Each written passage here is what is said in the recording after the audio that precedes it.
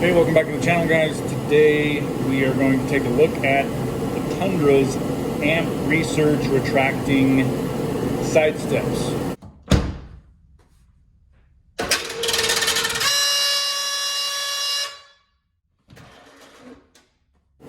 Mine suddenly started emitting a pretty horrendous sound. I'm guessing that if you're here watching this video, then you're probably running into some of the same problems. Here's how mine is wired in. Someone else installed this system for me. I've just got the one fuse to pull from right here. And on that note, simply pulling the fuse out to disable this thing, later on, when you go to put the fuse back in, I've only been able to reset the computer by actually pulling both of these power wires off. Otherwise, the dang thing doesn't reset. I do a full reboot of it, for some reason, not just pulling the fuse. Power wire go into the system, and then it's installed right there. First thing we're just going to do is try to pop the two Allen screws off and see if we can get the motor back off of its mounting. Let's take a look inside. Kind of hoping for the best on this one. My truck came with these installed. This truck I purchased used. 2018 Toyota Tundra, but you know, my understanding is these amp systems go on almost every truck. I don't know exactly how much they cost or how much they had cost to be installed, but hopefully it's not going to be too serious to repair it.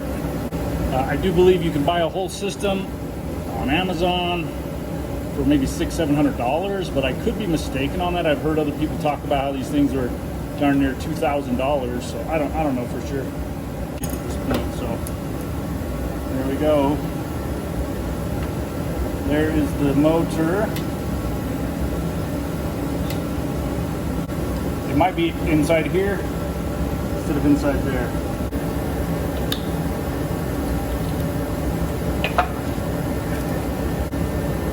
Stout little motor.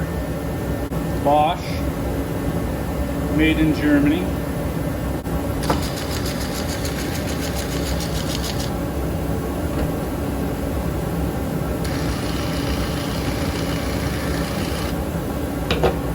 Let's just see how the step actuates.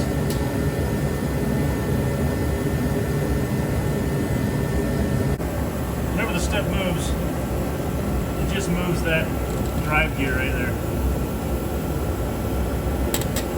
So there's no gear reduction or anything like that. It's just moving the whole system. But yeah, no major resistance right here. So that's good. That leads me to believe that we're having problems inside the motor here. Man, operating on the most basic of tools here. I have not moved my tools over to the new location yet. Partly because this is kind of a temporary location. So, Torx bit, screws, Leatherman, improvisation, right? Wouldn't be able to get any sort of warranty service on this. But nice greased up inwards. What else is curious about this thing, you know, not really understanding how it works, is how it's programmed to stop. How does the programming go? How does it know how many revolutions to turn before it stops? Hopefully if I just get it put back together the same way it came apart, that won't really matter too much. Okay, checking for broken teeth here. That's a good sign, no broken teeth. Got a shim, a little bit of a spacer shim, and here we go. More plastic teeth. That's part of it right there. That is part of it right there. We'll come back to that in just a second. Okay, a spacer shim on the outside of that. Okay, a little square drive. There we go, that guy comes off. So this is kind of a little idler shaft right here that this just rides on. And it's kind of funky. everything isn't fully stripped out. The only hint of damage really is one small bit of gear teeth right there. You can see they're kind of flattened, so it tells me that they were struggling. Anyway, the step has been functioning, so it's not fully having full stoppage. So I'm kind of mystified at the moment. Everything looks good. There's no stripped teeth.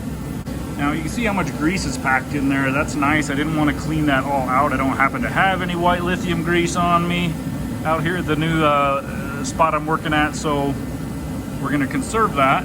I don't see anything in there, no foreign debris or anything like that. So we'll finish kind of cleaning up that last little shim right there, and everything else has pretty much been cleaned up, and we're going to stick it back together and see how it does. Okay, upon reassembly, I believe I did find the smoking gun. So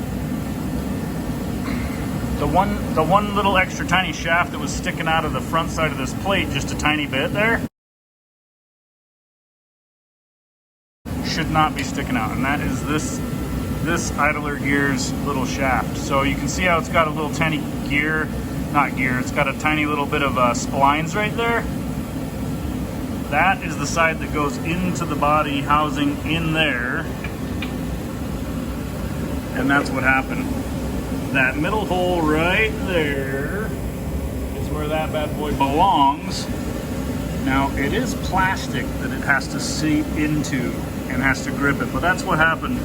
Is that little shaft worked itself out. As soon as that thing worked itself out this way, this was able to cock off to the side. So I might have gotten lucky. By being able to, I'm just going to tap that shaft back in place and then put the gear back onto it, and hopefully it'll hold itself in there. I'll show you once it's fully reassembled, but I'm hoping that it didn't chowder the gear teeth up so much that it's going to need new gears, because it's probably going to be impossible to get a new gear and you're going to have to buy an entirely new assembly. So hopefully we got lucky. We'll find out in just a minute.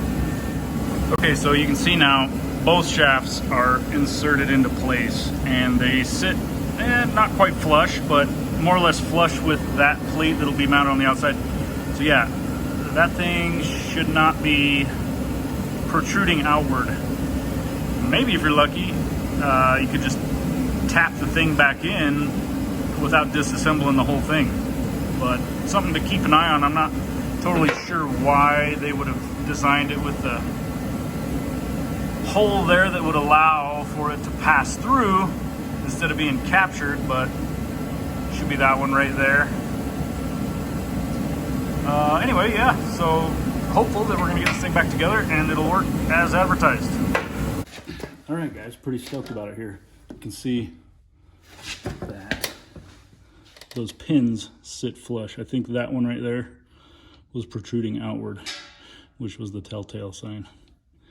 Now, the design doesn't really, when you mount this up against the mount there's nothing that mounts flush against this to hold those in. So, and you've really only got that plastic housing gripping that shaft at that end. So not the best design.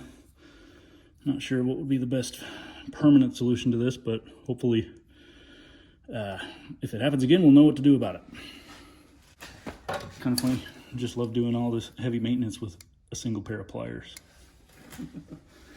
Anyways, improvisation.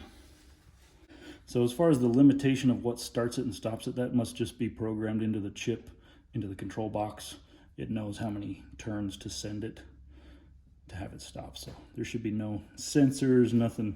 You've got my, these are the lights that are installed right here, but there's no sensors that tell it when to stop.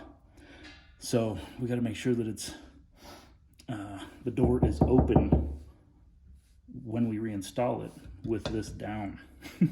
otherwise get it installed with the door and powered on with the door open. Otherwise, you're going to be out of phase or out of sequence, whatever you want to call it.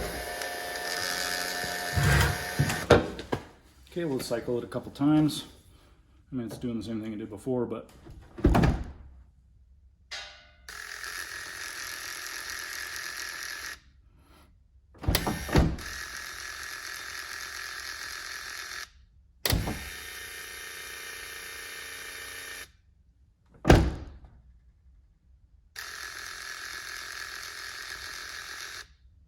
we'll make sure that the door stays open. We'll get her mounted back up. Okay guys, one last little bit of information here is having a heck of a time lining up the screw holes with the splines at the correct setting. So, you know, I thought about that. I don't have zip ties right now, so I'm gonna have to come back with some proper zip ties. Anyway, I thought about that when I was pulling it apart, and I, you know, tried to mark the front of the gear there, that spur gear, on the face of that. But unless you get that thing marked properly and actually realigned exactly where it is, you might be half a tooth off. And the key importance to that is the fact that when this thing is fully extended, you want this structure here supporting the weight of everything. You want it to be able to fully flex down. And the only way that's going to happen is if your bolt holes are properly aligned. So right now, for example, they are not. So I'm kind of experimenting with, I'm not sure if there's a way to program this properly. You know, let's say when you first install this on your truck. But what I've been noticing is if I close the door, what would have been only a partial retraction, and then I open it all the way up, it goes for a full cycle, which kind of doesn't really make a whole lot of sense. If it was only pulled in part way and then it goes all the way back down. So anyways, I'm kind of experimenting with the whole getting it set properly, so that's just something to just a heads up, something to think about. Hopefully I get the damn thing sorted out without having to dismantle it, re-clock the gears, etc. Miraculously, after numerous trials and error, in fact, just like 2 cycles after I turned off the camera there, I tried it a little bit more, a couple more times, and sure enough, the damn thing is set properly. Here we go for the ultimate test. It's got my confidence. Boom, takes up just fine. Well, it comes down right quick, don't it? Nice.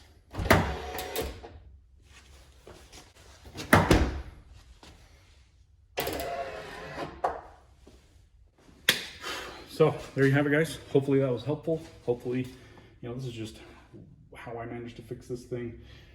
This system probably has numerous problems that it could run into. I do think it's a pretty good high quality system, the AMP Research. I don't know how many other brands are out there in that market, but you know, I've been super happy that they're on here with the 6-inch lift, the 35-inch tires on this here 2018 Tundra. Definitely glad that they came on the truck. And overall, build quality, even that motor assembly, I still think that it was pretty good quality, and glad they put as much grease in there as they did. So anyways, I kind of been meaning to make a video. This is just one of the accessories that was installed on this 2018 Tundra that I got just about 6 months ago here in 2021. So it's new to me truck, but kind of was intended to make a video shortly after I bought it of how this truck I paid